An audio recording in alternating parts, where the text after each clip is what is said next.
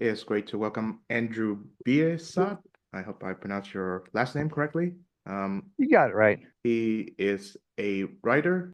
He has a master's degree in Islamic Studies, Christian Muslim Relations from Hartford Seminary. I That's was correct. introduced to Andrew's works through the website Catholic Answers. He wrote a small booklet titled 20 Answers Islam. He is also the author of the book Lions of the Faith, Saints, Blessed, and Heroes of the Catholic Faith in the Struggle with Islam, which we might address a bit, but for the most part, I think I'll focus on the the 20 Answers booklet. No So, problem.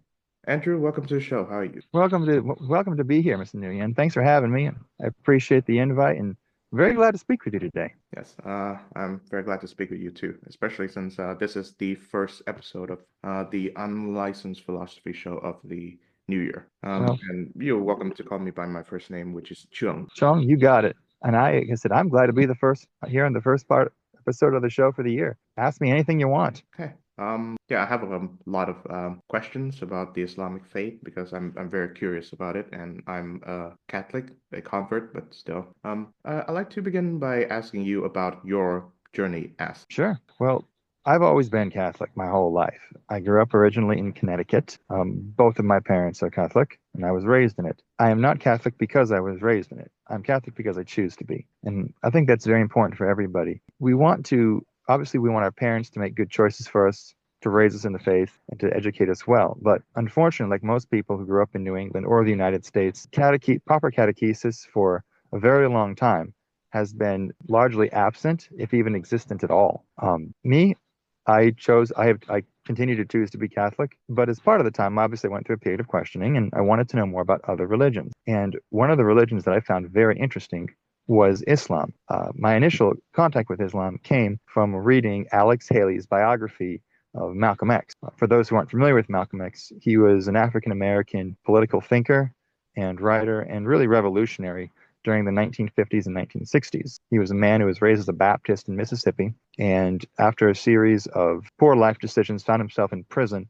If I can paraphrase his words, had a vocabulary of about 200 words, most of which were curse words. And he became self-educated in prison, and he converted to what became known as the Nation of Islam. It was essentially a heresy of Islam that grew out of early 19th century attempts by Muslim missionaries, largely from India and Pakistan, from the Ahmadiyya sect, which is a heretical sect of Shia Islam, to fuse it with African American beliefs. And Malcolm X adhered to this Nation of Islam, again, which is not just Ahmadiyism. It was a fusion of these larger beliefs. You had the Moorish Science Temple, you had other thinkers that existed, so forth, that resulted in this, interesting cultural religious fusion. At the end of his life, though, and Malcolm X also preached a lot of racial hatred and a lot of basically what we'd call race war. But at the end of his life, he renounced a lot of the race war and he became a Sunni Muslim, what we would call an Orthodox Muslim, or what many people might call that. One of the very important things about him is that he understood that even though he wasn't a Christian or didn't believe in Christianity,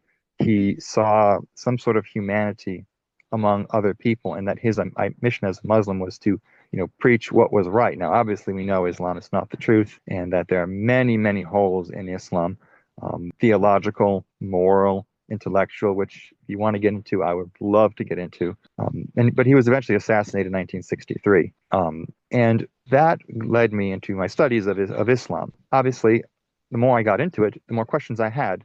And as much as my disbelief in Islam increased as I studied it, the more my interest in it also increased as well. To give you an example here, and then keep in mind, this started back when I was 13. That's when I started when I was 13. So I would actually ride my bike over to a local mosque, which was in a poor, largely African American area of a local city, Hartford, Connecticut. And I would actually go to their bookstore as, this teenage kid from the suburbs. And I wanted to use the money that I had made from mowing lawns and so forth to buy books about Islam. I was buying, and I don't mean just missionary books, I mean actual books, translations of proper first primary source material. And I wanted to read it, and I still have it. And over the years, I've built myself a library on Islam, and it's been a wonderful journey. And like I've said, my beliefs about Islam fundamentally have not changed, but I've learned more about the beliefs and practices, the differences with those in being Catholic, and I it's something I just love to do. That's wonderful. Yeah, Thank you. I actually do have a copy of the autobiography of Malcolm X on my Kindle Drive. I haven't opened it in years, so you just remind me that I really should get into It's a Malcolm X, good book. a remarkable figure. Yeah. What the goal that I'm trying to set up dialogue, this exchange is, I think it'll be best if we stay away from all the current event news regarding what's going on in the Islamic world. Agreed. But what I do like to know is what are the theological differences between our faith, that of our Muslim brethren. It's good to ask to what extent is this kind of discussion, the kind of this highly intellectual discussion between what the differences between Christianity or Catholicism and Islam are, without the tinge of political and social turmoil. Oh, I have, again, as you mentioned, I'm not going to get into the particular political and social issues of the day largely. There may be a few I touch on, but I would explain why I do that.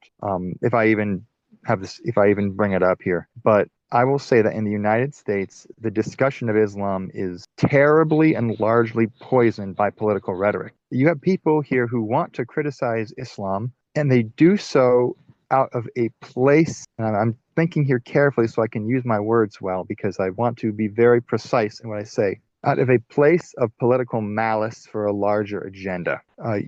Essentially, and you mentioned Islamic beliefs. One of the core theological defects of Islam is its embrace of violence because of the fact that it denies the intrinsic humanity of all mankind. The humanity of the person in Islam is conditional upon and directly related to the belief in and practice of Islam. Now, I should be very careful when I say this. This does not mean that Muslim, your average Mohammed on the street is going to deny the humanity of his fellow man. I have never believed that, and I will never say that. People are people, and they are going to do things right or wrong, regardless of what their religion teaches. A perfect example of us is in the United States, where you have at least 40% of Catholic people who claim to be Catholic have some support of abortion. I believe the number is much higher. I would rather it be much lower, but I believe the number is a little higher. Abortion is a mortal sin. It's one of the four sins that cries out to heaven for vengeance, the willful murder of the innocent. And it has never been permitted by the church at any point in history. Yet you still have a huge percent of American Catholics who think that this is somehow, in some way, acceptable when it's not. This is the example I speak of. People are people, and they're going to believe what they believe or don't believe for whatever reason, regardless of what their faith tells them to practice. So when I criticize Islam here, I'm talking about people who actually claim to believe in practice, and in their capacity make the best effort to do so. In other words, the people that we should be looking to as, I guess you could say, I don't want to say as models of their religion, but as the ones who take it seriously. And again, that's what we should measure any religious belief upon its value, whether upon the actual beliefs and practices of the faith thereof, whatever religion that is, in spite of what people do, or whatever silliness that human stupidity brings for this week. So again, Islam denies the intrinsic humanity of the human person. Okay, so the more a person believes in Islam, the closer relationship he has with Allah, and the less he believes, the further it is. And if you're not a Muslim, you're considered a human being in form, but not in substance. You're considered human in form, but not in substance. So this is the reason why laws in Islam for non-Muslims differ from Muslims, because you have one law for true human beings, the true believers, and then you have a law set for everybody else, or a set of standards for anyone else. And this is, terribly wrong and evil. Every human being, regardless of their religion, regardless of their race, regardless of their economic status or handicap status, is human being made in the image and likeness of God, is entitled to full dignity. Genesis chapter 1, verse 26. In Islam, I believe the passage of the Quran I'm referencing is chapter 95, verses 4 through 6. We have created man in the best of molds. Then do we debase him to the lowest of the low, except for those who believe and do righteous deeds. for they shall have a reward unfailing. خلقنا الإنسان في أحسن التقويم فرددناه إلى أسفل السافلين إلا للذين آمنوا وعملوا الصالحات فلهم أجراء غير ممنون. This is just one of many core beliefs in which we are fundamentally different. The Islamic concept of God is the same as and completely different from the Christian concept. For example, Muslims have something here called Tawheed. It is the oneness of Allah. Comes from wahada, the verb in Arabic, meaning to make into one, or maybe to unify. But Muslims will often say that Christians are pagans because we believe in the Trinity. Now, the Trinity is one of the three articles of faith that is taken at absolute value. And there's plenty of evidence for the Trinity's existence in the Bible. For example, during the creation story in Genesis, when it talks about let us make man in his image, among just many others. Islam denies this, but at the same time, Islam will say that the Quran, the physical book I'm talking about here, that was supposedly revealed to Muhammad starting in the year 610 AD, when the angel Gabriel, as he called it, reached down into the cave, grabbed his neck, and started strangling him, and ordered him to read these words that it carved into the sand mysteriously when Muhammad was supposedly in the literature. The Islam will teach that the Quran is uncreated and eternal. It's uncreated and eternal. Well, what does that mean? St. Thomas Aquinas talks about three states of being. There's temporality, which is beginning and end. There is aeviternity, which has a beginning but no end. And then there's eternity, which has neither beginning nor end. Eternity is privy only to God. We are all aeviternal. There was a time and point where Chuang didn't exist. There was a time in history when Andrew didn't exist. But now that we exist, we will exist, now and throughout eternity, after death, so forth. Life goes on. God has always existed. Eternity is privy only to him. So when you say that the Quran, this physical book that was revealed to Muhammad, not only is uncreated and eternal, but is also the word of Allah, the spoken word that created into existence. What is that? That is the theology of Jesus Christ, our Lord and Savior. That is that is Christology, obviously simplified, but it is the core of Christology. So what Islam does is take Jesus out, put him to the side as a great man, and then take this book that supposedly Allah revealed to him, which has plenty of narrative problems, again, that I'd be happy to get into, plenty of edits, plenty of errors, outright errors, plenty of theological contradictions, outright changing of the book through abrogation theology. That's another fun thing to discuss. And place it instead of Christ. How does that make any sense? It doesn't. But this is where I tell people this, and again, this is not meant to be derisive. It is not meant to confuse people. It's that when you study Islam, you will run across a tremendous number of logical contradictions, and there's no way to answer them because of the fact you're trying to reconcile things that cannot be reconciled. How can the concept that you can deny the concept of the Trinity as a word, but you embrace concept of Christology that is directly related to the Trinity and inseparable from it, and claim there's no contradiction? There is a contradiction. It's the level of cognitive dissonance that exists within Islamic theology is almost unbelievable. It truly boggles the mind when you begin to study it. And this is one of the reasons why work in Islamic theology is terribly weak. And there's a heavy emphasis on praxis because of the fact that in Islam, you must do works in a certain way to appease Allah. And a lot of this actually comes from Talmudic Judaism. There is a rabbi named Abraham Geiger who wrote an essay. It's translated to English. I think it's from 1910, maybe 1900. It's called Judaism and Islam. You can find it on the Internet Archive. You can read it. Great book. And this rabbi, by the way, was not friendly to Christianity at all. But Rabbi Geiger goes through this book, and he very carefully analyzes similarities between the Quran and Talmudic Judaic belief, as well as the Hadith, the Islamic sacred tradition. And he demonstrates with very good scholarly accuracy that many times it seems that Muhammad copied word for word large passages of these books and just integrated them into the Quran and the Hadith as a syncretic belief, and the emphasis on syncretic. This is one of the reasons, like I said, why Islamic theology is often very weak, because it does not wish to attempt to confront these issues. And the last real attempt I've ever seen in history was known as the Mu'tazilite controversy during the 9th century, the Mu'taziliya. And what they wanted to do is they wanted to reconcile reason with Islamic theology. And as a result of this, they came up with some very controversial positions. One of these positions, which was and happened to be, as I mentioned, the belief that the Quran is not created because they say it could not, it had to be created.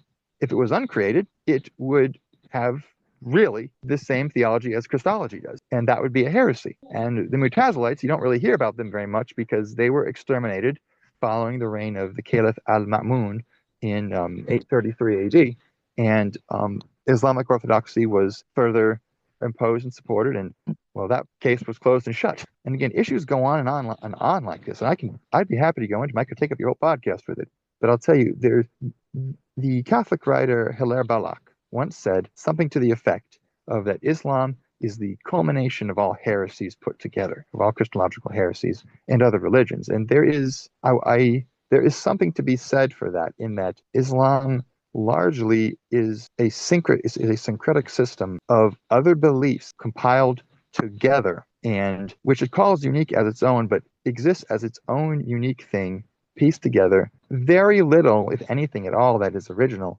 but is enticing to the average person because of its emphasis on promoting worldly pleasures and worldly, I guess, goods as a sign of spiritual blessing, while denying at the same time that that's actually what's happening.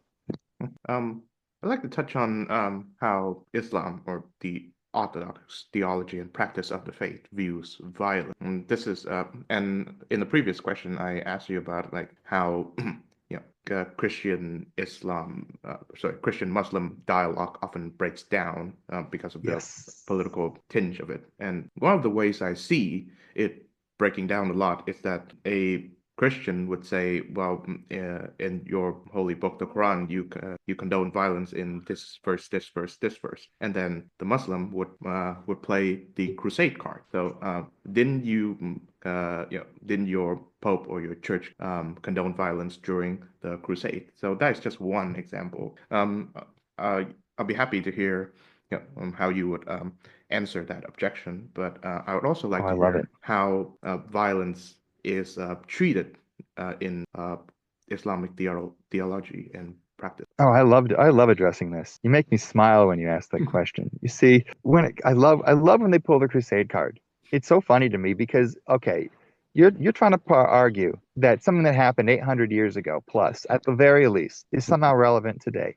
It's not. Fun fact, it was not. The Crusades were a little more than a drop in the bucket of Muslim history until about the year 1895. I think it was when the book called The Wars of the Cross came out. It was an Arabic book. I can't remember the writer at hand right now. Like I said, I'm still getting over this migraine here. But it came out called The Wars of the Cross, and it was directly related to political and social changes that were happening in the Muslim world, largely because of the dominance of the British and the French, and of course the other empires. Remember, this is pre-World War I. So yeah, the British, the French, the Germans, the Italians, the Belgians, all walking around the Afro-Semitic world and really subjugating Muslim people. And well, they didn't really like this. So what they started to look for is ways of reviving an Islamic spirit that would motivate their people to grasp the spirit of what you could call the old time religion, as some people might say down here in the South. And it's really funny because you hear they're like, oh yeah, you Crusades, you did this. It's just as silly as when you hear Orthodox Christians and Orthodox Christian and Catholic Christian dialogue talk about, well, in 1204, you Crusaders sacked Constantinople, which again, there's a lot of history behind that we can go into. The fact is, these are dishonest attempts to avoid from discussing core issues. And one of the ways I say I deal with this is I don't tolerate using, well, look at so-and-so did this time as an excuse. No, as I said before, and I emphasize very strongly, people are people, for good or for bad.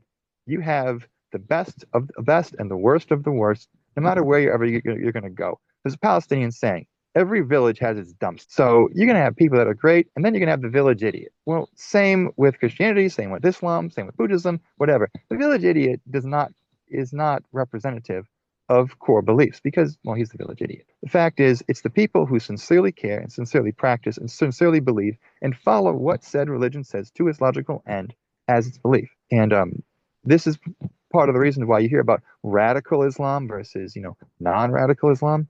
It is so goofy because what does radical mean? It means of the root, from Latin, of the root, the radical. Radical does not mean crazy. It does not mean fringe. It is not hulat, outside of normal. Rather, radical is supposed to be the most normal thing that you have. It's a return to the roots. Radical Christianity would be a return to the roots of Christianity, a return to the core beliefs, which we could say is being Catholic. Being Catholic, you could say, is radical in the sense that it is the root of Christian doctrine and Christian practice. It is the heart of it. The local, Baptist Pentecostal church you might see, they might say, well, we're going to follow true Bible Christianity. All respect to them, and there's many great people, and I love them very much. It's not representative of core historical Christianity or core Christian theology.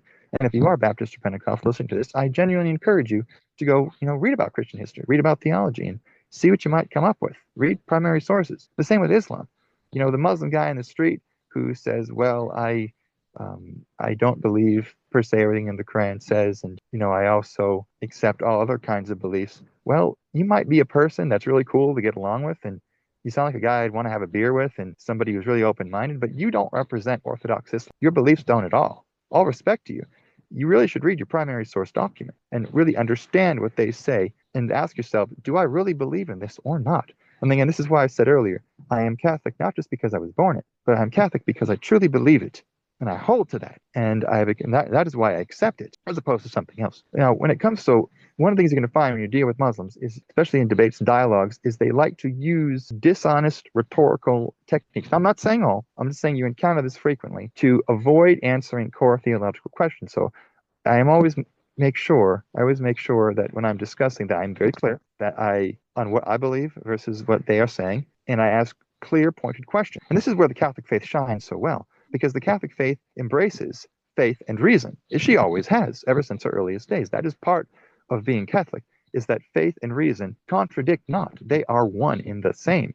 They work together, just like, I don't know if you're familiar, I hear a lot of kids out here, peanut butter and jelly sandwiches, and they taste really great. They go together. That's how faith and reason are. They unite just like a peanut butter and jelly sandwich, or just like two gears that work in perfect fluid motion with each other. They are harmonious. In Islam, this is not the case, because there are so many theological holes, as I mentioned, within Islam that are unsolvable, because you are trying to make two contradictory ideas unite, and you can't do that. You can't mix oil and water. You can't mix, like I said, and I just use the Christological example of denying Christological beliefs, but embracing them when it comes to your Quran. That makes no sense at all.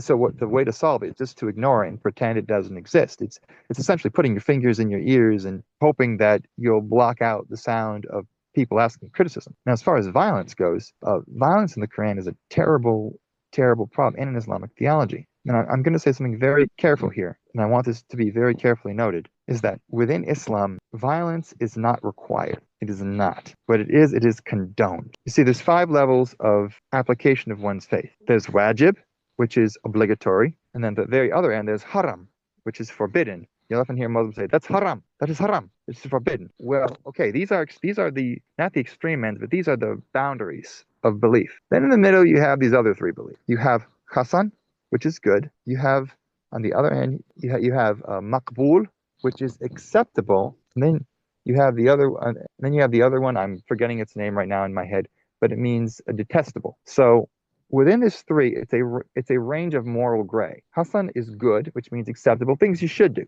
You have detestable, which is permitted, but it's like not recommended. Like, yeah, you can do it, but you really shouldn't, and you should really watch out. Then you have this one in the middle, maqbul, acceptable. That means la dirar wa la darur, neither harmful nor helpful, morally neutral. That is where violence falls within Islam. It is la dirar wa la darur. It is considered neither right and neither wrong.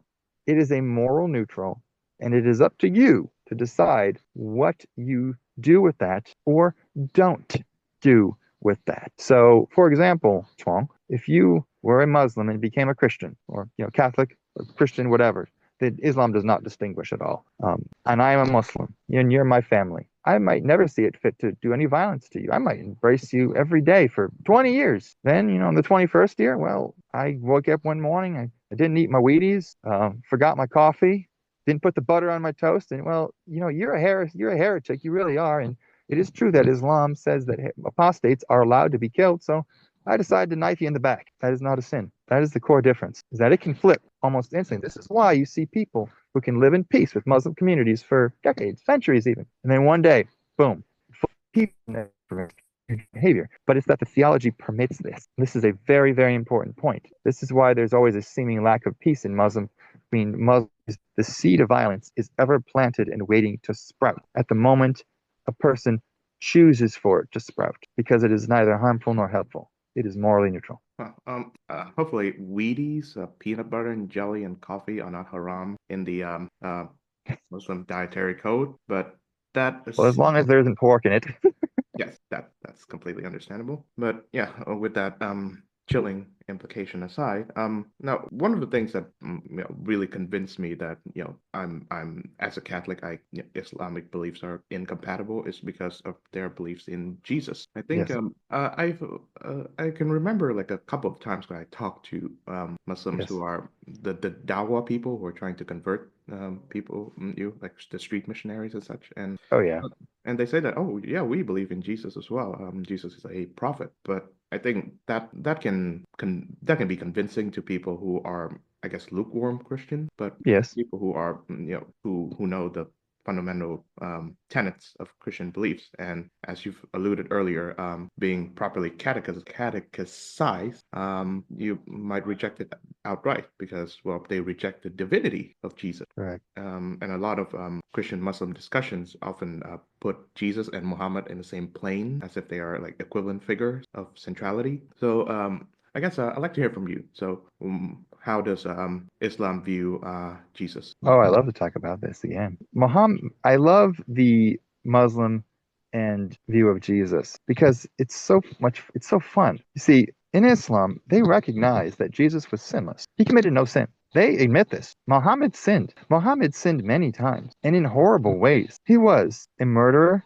a torturer, a necrophile, a pedophile. He committed highway robbery. He began really as a highway robber. The first chronicle of Islamic history that we have, the first real primary source document, is the Kitab al-Maghazi by al-Waqidi, and it literally means the Book of Battles. It's a compilation of Muhammad's caravan raids, his highway robbery. Muhammad did all this, but somehow sinless Jesus, who ascended to heaven, he did not die. He was taken up to heaven directly, similar to how Elijah was, is somehow different to Muhammad, who died. That makes no logical sense. But like I said earlier, when you're dealing with Islam, the easy way to do it is you have to engage in massive cognitive dissonance to the point that it baffles the mind. It's sort of like turn off brain and believe on the basis of blind faith. And people will say, Christians, oh, we have blind faith. We believe in whatever we're told. And we know that's not true. In fact, there's only really 3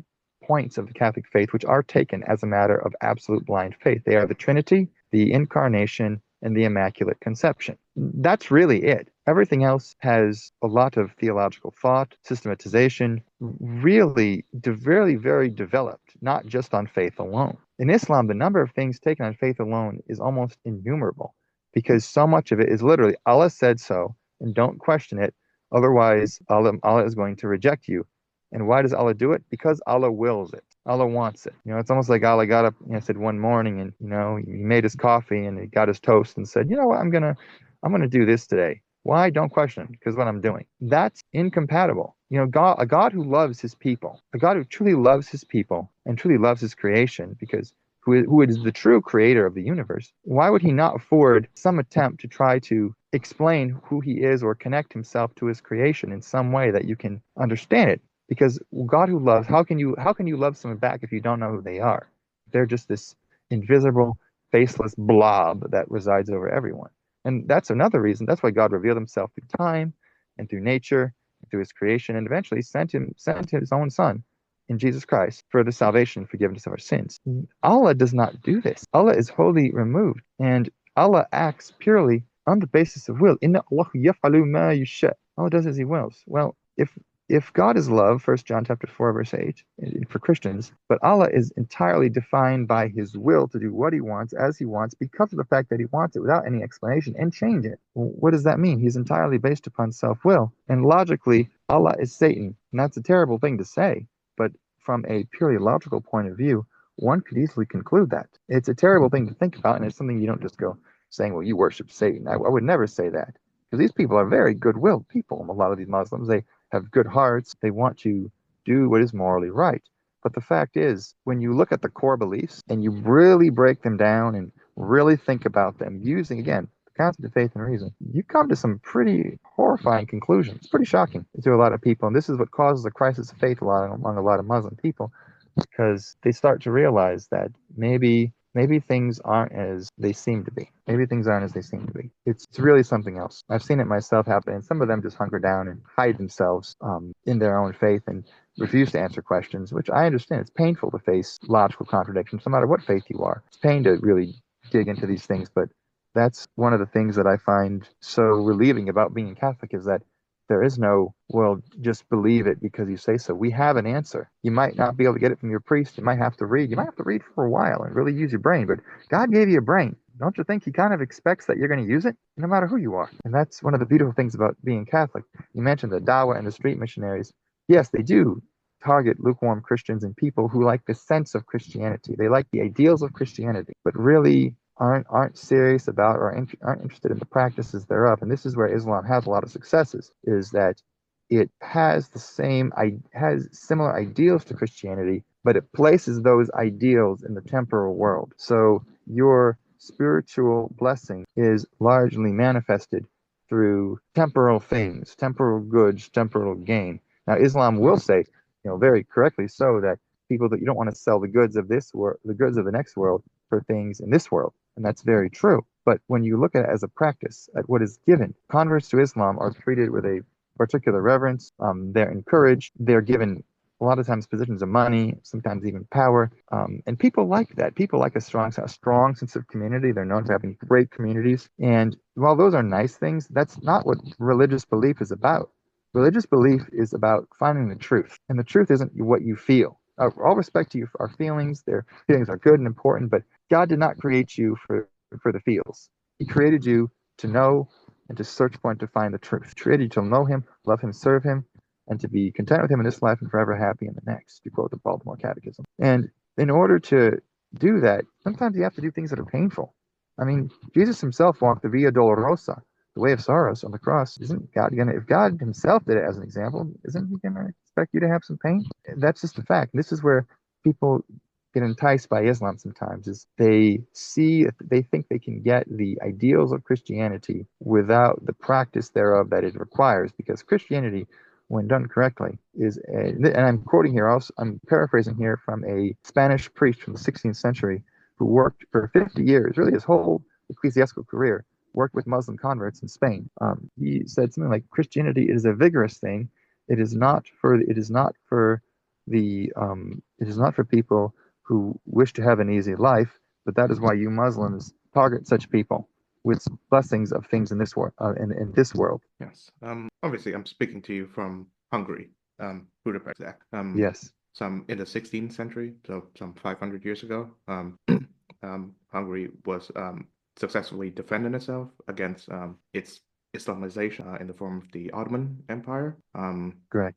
For centuries since, people who are neither European or Arabic would think of Christianity as, well, European and Islam as Arabic, Middle Eastern. Mm-hmm. Now that line has been blurred because Europe has, let's face it, completely absolutely de-Christianized, and Yes. the religion of Islam has taken up roots here in several hotspots, several European cities. Yep. You've alluded to this, but it is the case that the fastest growing religion in the world right now is not Christianity, but Islam. So what is the appeal of this faith in the 21st century, especially 21st century Europe? Well, sure, I'd love to talk about that. And Europe is an interesting case. I mean, you live over there, so you have an on-the-ground experience. Last time I was in Europe, I was there a while ago. I was in both Vienna and in Austria, and I was also in Slovakia. Obviously, it was a while ago. I guess that things have changed quite a bit. But I can definitely, I'd love to comment on this. First, I mean, if you're looking at Christianity in Europe, it's dead. I mean, let's just call it what it is. There are places where there are pockets and there are countries where there are a greater percentage of practicing Christians. greater percentage, but those numbers are all in decline. They all are. I mean, Poland, I mean, my family originally came from Poland. We definitely keep to our roots and our practices and our traditions that were handed down to us. But the reality is, if you're looking at Poland, it's in big decline. If you're looking at Italy, I mean, it's big decline. France, they've been long gone for so long, it's a joke. Same with the Benelux countries. I mean, Germany, you've got pockets, especially in the south, in the fringe areas, I believe in the south, some of the western and some of the eastern areas, but largely it's gone. I mean, it's really a cultural relic at this point. You might as well call the majority of, not even half, I would say the three-quarters majority at least of these churches as historical museums. And that's not to be disrespectful. That's just, I think, an accurate presentation of reality. People look at religion, Christian religion, as essentially an extension of political and social affiliations, even economic, but not really as something that's taken as seriously in belief. This is where Islam's had great inroads because you have had a huge, ever since World War II, really since World War II with the French, a huge invited immigration. People call it, invasion and so forth. And certainly, one can make a case for that. But really, a lot of these people who came over to Europe who were Muslim were invited, and they, whether legally or illegally, to do cheap labor for the European countries. But no different than how for a long time in the United States it was people from Mexico and Latin America who were doing the labor, and as of the last 15 years, then a lot of people from South Asia, India, Pakistan, Bangladesh, doing different forms of labor. The same concepts, just different groups of people. Same pattern throughout history you see in many societies, and especially empires, which America is one. And I don't think there's few people who would doubt that. So what began in Europe as essentially an attempt to get cheap labor has turned into really a crisis where you have tens of millions of people who are now born in Europe as European people, European citizens, but are not of the countries thereof, who they're not of the same, ethnic, religious, and social ideas as European people, and this is going to cause a conflict. And there's a lot of levels to this, but I'm going to say something here that is very controversial, and it's my only political topic I'm going to get into for just a brief moment.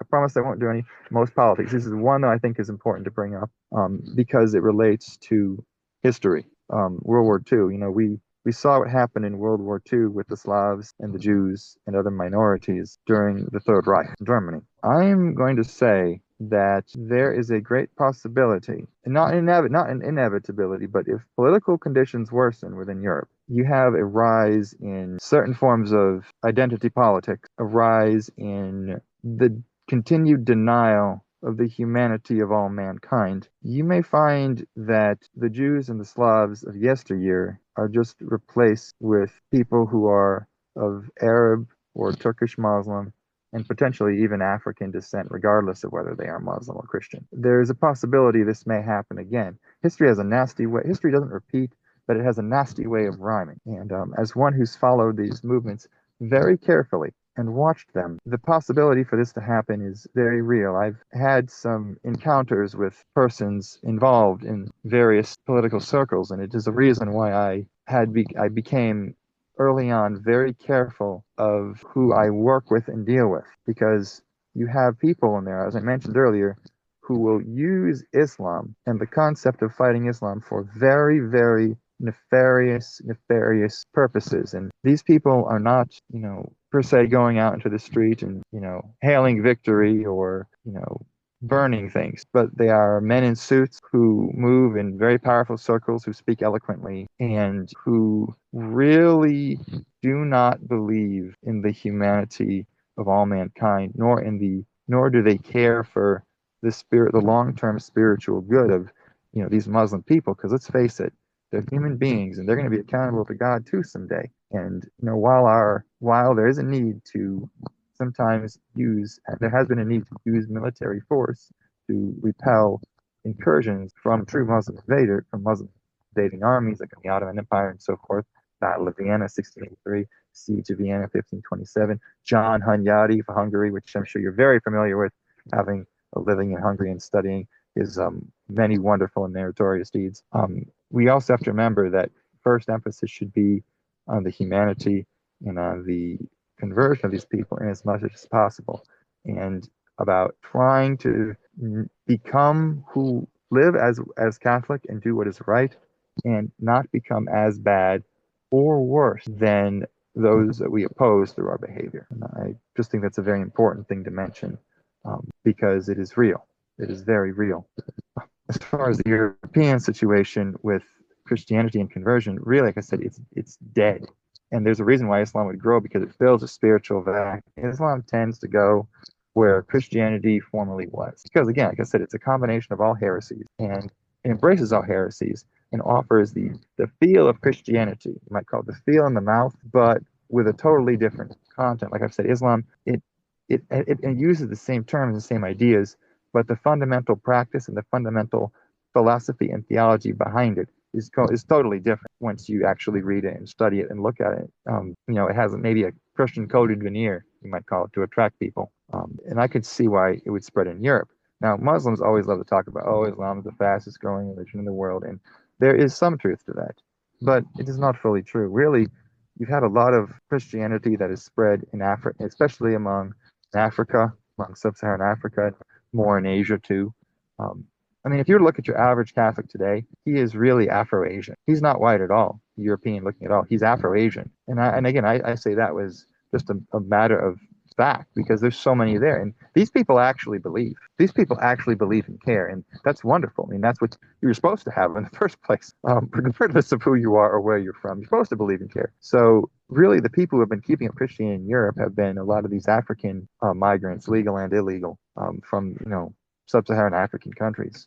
From what I have seen and read about, it's a really interesting and potentially world-changing series of events that we're going to watch unfold in Europe over the next 50 years because we're at a point now where the demographic realities are starting to hit and we're actually seeing it. Something is going to happen.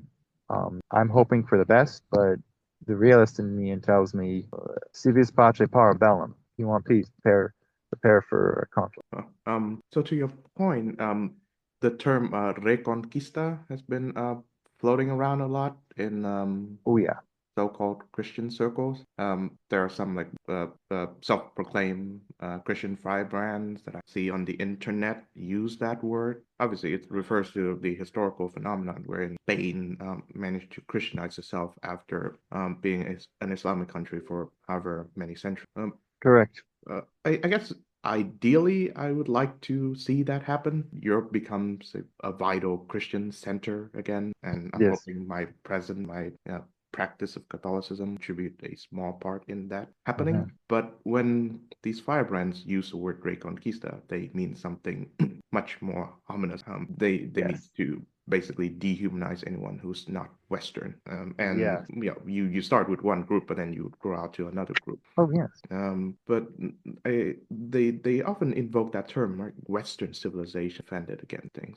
Conceptually, I would agree, but Western civilization without Christianity is pagan Rome, and I think they are more Roman than Catholic, if you know what I mean. Oh, you're very correct to say that. Now, I could go on a lot about that. I'm really glad you brought this up with the use of the term Reconquista. The Reconquista is a noble thing in so much as it is a reflection of the Catholic essence and beliefs. Not even the spirit, as people say, the actual beliefs. You can't have Europe and Christianity have a very long history. And if you tear the Christianity away, it simply becomes the ancient world again and all of its horrors. And I speak of that in the United States too. I mean, it's very true. You pull Christ out of it, and what do you have? You have the fallen philosophy, the post-original sin philosophy of what you could call worldly logic that ensues. And worldly logic, when you get down to it, and again, this is a whole nother discussion I can get another time, is that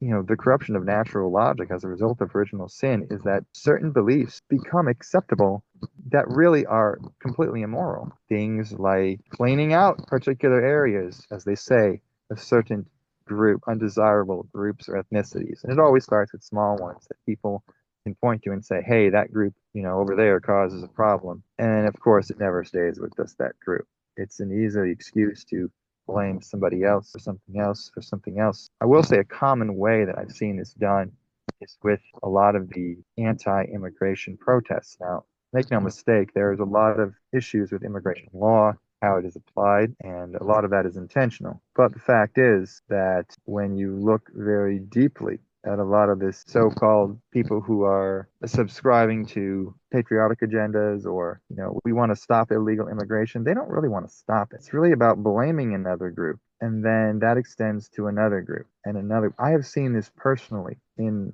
anti-Islam circles, people talking about Islam and its challenges. I can say that I have, and when I say I have seen it personally, I'm talking about people, and I'm not going to say any names right here, but I can, if you want to know, I'll tell you. I've met with more than a few people, gone to lunch with them, who are very much significant figures in these movements.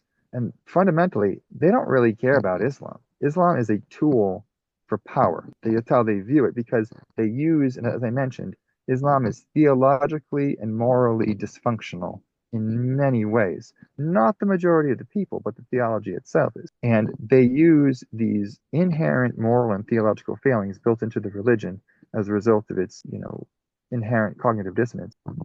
Point to people who follow through on these beliefs and say, look at this group over here. They are a problem. This is why you need to give me power. And this is a very, very big problem. It is a huge problem. There are some countries I've seen who have it bigger problems than others, especially in Central Europe. There are certain groups and intellectual circles and people who are using this rhetoric. And I'll even go so far as to tell you this too. Like I've said, they're not per se against Islam. In fact, there is a book. One of these groups wrote a book. It's called, what is it? It's written in German. I do read German. I do speak German.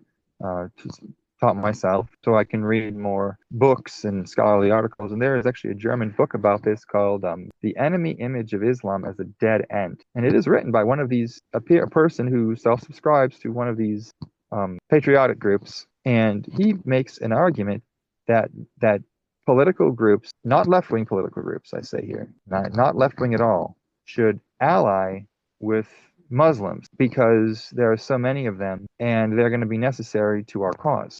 He outright says this. Feindbild Islam al-Zakaza is the name of the book. It's very interesting. So there really isn't so much of a care about Islam, more so as it is using Islam as a vehicle to political power. It's sort of like, during the early mid 20th century, the criticism of certain minority groups and certain ethnic groups in Europe wasn't really per se so much about real questions as to their behavior or, social challenges or beliefs. It was about getting power, because it was about getting power and by using those criticisms as a way to leverage oneself and displace a previous political office holder. And that is why I say it is very important for people, anybody here is using the word reconquista, I would really have a lot of questions to ask that person. Look very carefully at them, because once you get to the line of dehumanizing people, that's when really bad things happen. And it's a fact that the Islamic religion itself, has a theology built into it that permits for the dehumanization of people, as I mentioned earlier. That's a fact. But like I said, we're Catholic. We can confront problems, even forcefully, without becoming as bad or worse than the people we're confronting. There's, the image, you want to fight the devil, you become. And that's what I warn about.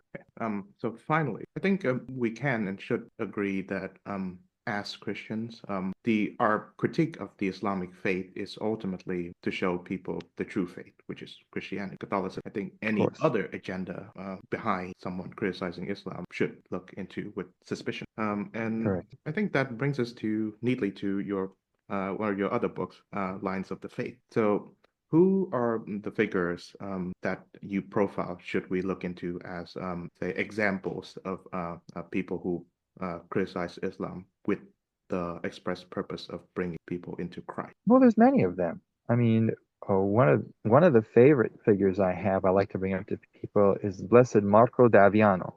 He was an Italian priest. He fought at the Battle of Vienna in 1683.